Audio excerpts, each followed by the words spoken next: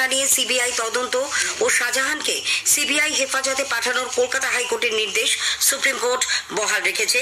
হামলার তদন্তে সিবিআই আজ নিজাম প্যালেসে জিয়াউদ্দিন সহ 9 জনকে জেরা করছে। অ্যালকেমিস্ট মামলার তদন্তে ইডি তৃণমূল কংগ্রেসের 10 কোটি টাকারও বেশি সম্পত্তি বাজেয়াপ্ত করেছে। রাজ্য সরকার কলকাতা পুলিশের ভাঙড় ডিভিশনে প্রস্তাবিত খেয়াদহ এবং আটঘরা থানার জন্য 314টি পদ সৃষ্টির বিষয় অনুমোদন করেছে। আসছে বিস্তারিত খবরে। লোকসভা নির্বাচনের আগেই দেশ জুড়ে কার্যকর হতে চলেছে সংশোধিত নাগরিকত্ব আইন সিএএ। কেন্দ্রীয় স্বরাষ্ট্র মন্ত্রকের পক্ষ থেকে আজ 2019-এ সিএএ বিধি সংক্রান্ত বিজ্ঞপ্তি জারি করা হয়েছে। আগামীকাল থেকে সেই বিধি কার্যকর হবে। এই বিধি অনুসারে সিএএ 2019-এর আওতায় যোগ্য বলে বিবেচিত ব্যক্তিরা ভারতের নাগরিকত্বের জন্য আবেদন করতে পারবেন। কাল থেকেই সিএএ এর জন্য অনলাইনে আবেদন করা যাবে বলে স্বরাষ্ট্র মন্ত্রকের এক মুখপাত্র সামাজিক মাধ্যমে জানিয়েছেন। এর জন্য একটি পোর্টালও খোলা হয়েছে। উল্লেখ্য 2019-এর 12ই জুন রাষ্ট্রপতির সম্মতি লাভের পর নাগরিকত্ব আইন পাশ হয়। বিজেপির 2019-এর নির্বাচনী ইস্তাহারেও সিএএ রূপায়ণের প্রতিশ্রুতি দেওয়া হয়েছিল।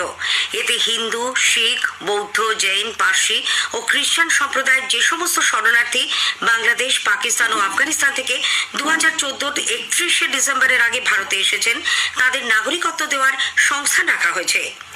এদিকে কেন্দ্রীয় স্বরাষ্ট্র প্রতিমন্ত্রী নিশীথ প্রামাণিক বলেছেন, সিএএ ভারতের 3 প্রতিবেশী রাষ্ট্রের ধর্মীয় সংখ্যালঘুদের নাগরিকত্ব প্রদানের জন্যই করা হয়েছে। এখানে কারো নাগরিকত্ব ছিনিয়ে নেওয়া হবে না বলে কোচবিহারে আজ তিনি সাংবাদিকদের স্পষ্ট জানান। দেখুন, আমরা বারংবার বলেছি যে সিএ এটা তৈরি হয়েছে প্র্যাকটিক্যাল গ্রাউন্ড লেভেলে ইমপ্লিমেন্টেশন হওয়ার জন্য, এবং অসংখ্য মানুষ যারা রয়েছে ধর্মীয়ভাবে প্রতারিত হয়ে যারা ভারতবর্ষে এসে আশ্রয় নিয়েছে তাদের প্রত্যেকের জন্য এই আইন অত্যন্ত ফলপ্রসূ হবে। এবং এই আইন নাগরিকত্ব দেওয়ার আইন, একটা লোকেরও নাগরিকত্ব এই আইনের মাধ্যমে যাবে না। অন্যদিকে কেন্দ্র ভোটের আগে রাজনৈতিক পরিকল্পনা করে সিএএ চালু করছে বলে তৃণমূল কংগ্রেস নেত্রী মুখ্যমন্ত্রী মমতা ব্যানার্জি অভিযোগ করেছেন। রাজ্যে নতুন এই আইন কার্যকর হবে কিনা নবান্নের সাংবাদিকদের এই প্রশ্নের উত্তরে তিনি বলেন, আইনের বিধি পর্যালোচনার পরেই সিদ্ধান্ত নেওয়া হবে। তবে সংশোধিত নাগরিকত্ব আইনে ধর্ম, বর্ণ, সম্প্রদায় নিয়ে কোনো রকম বৈষম্য করা হলে তারা মানবেন না। ভোট আজকে আছে, কাল ফুরিয়ে যাবে, আর দুদিনে কেউ নাগরিকত্ব পাবেও না। এটা লোক দেখানো, জাস্ট প্রতারণা মানুষের সাথে ছলনা। এতে যদি কেউ খুশি হয় আমি খুশি হব, কিন্তু এতে যদি কেউ দুঃখী হয় আমি দুঃখ পাবো। এবং আজও যদি কারো অধিকার কেড়ে নেওয়া হয়, মনে রাখবেন তৃণমূল কংগ্রেস একমাত্র রাজনৈতিক দল সর্বপ্রথম সে আওয়াজ তুলবে, আলোড়ন তুলবে। সিএ বিজ্ঞপ্তি জারির পর মতুয়া সম্প্রদায়ের মানুষ আজ আনন্দে মেতে উঠেছেন। উত্তর 24 পরগনার ঠাকুরনগরের ঠাকুরবাড়িতে তারা ঢাক, ঢোল, কাঁসর ঘণ্টা বাজিয়ে উৎসবে সামিল হন। তবে মতুয়াদের সংঘাতিপতি মমতা বালা ঠাকুর ভোটের মুখেই নাগরিকত্ব আইন বলবৎ করা নিয়ে সংশয় প্রকাশ করেছেন।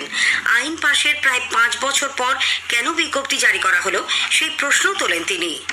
বুঝতেই পারছি না যে এই 5 বছরের একেবারে শেষ মুখে এই এখন নির্বাচন কমিশন আর 2-3 দিনের ভিতরে ডিক্লেয়ার করে দেবে লোকসভা।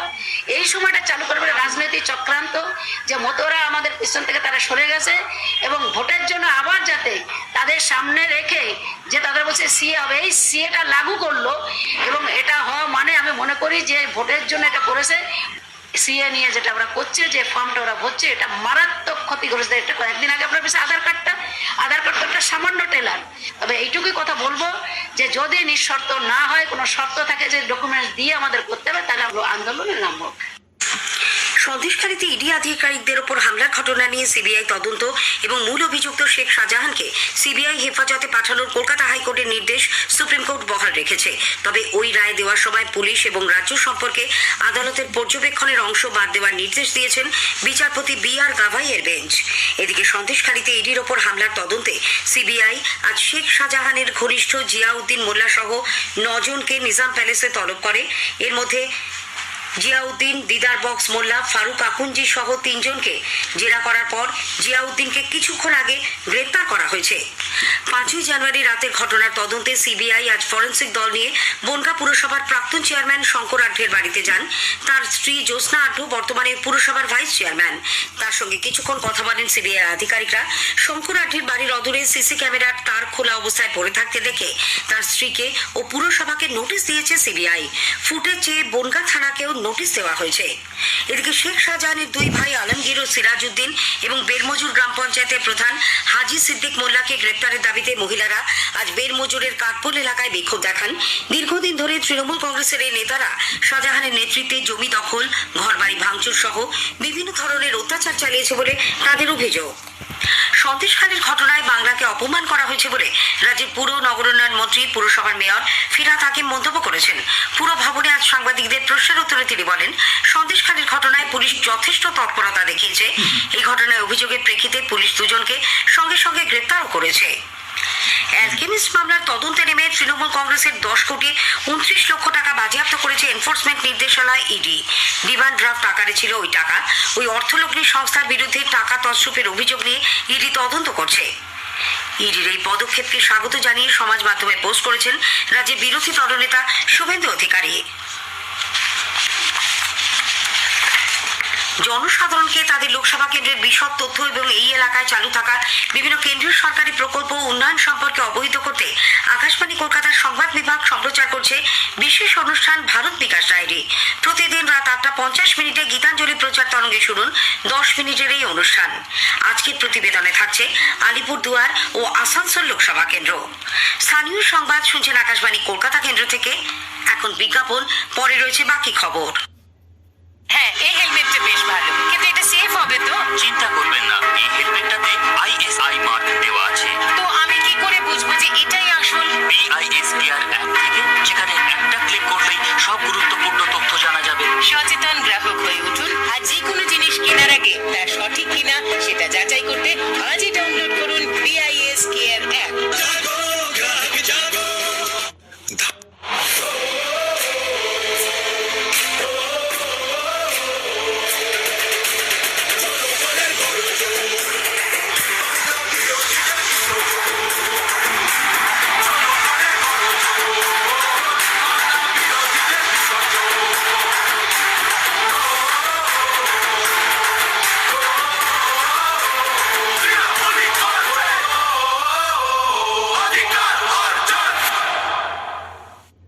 ধানের পতাকা পাতাকে সবুজ রাখতে এবং ধানের শীষ ও দানাকে পুষ্ট, ওজনদার ও আগলামুক্ত রাখতে ব্যবহার করুন বায়ারের নেটিভো।